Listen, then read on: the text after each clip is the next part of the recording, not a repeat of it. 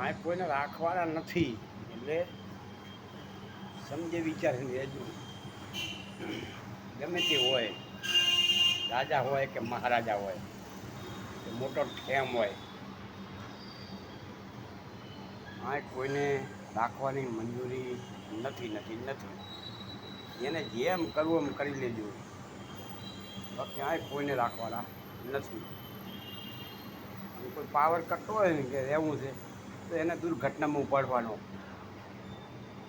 બાકી રાખવાના તો નથી, કોઈને નથી એટલે નથી. એટલે સીધી રીતે રહેજો તો સમજીને રહેવા છે. એટલે કે હવે તમારો બાપો આપવાનો હશે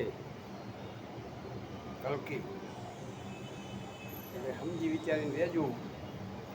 એટલે ગાંઠમાંથી કુકણ લેડા કાઢશે, યાદ રાખજો. જય કલકી.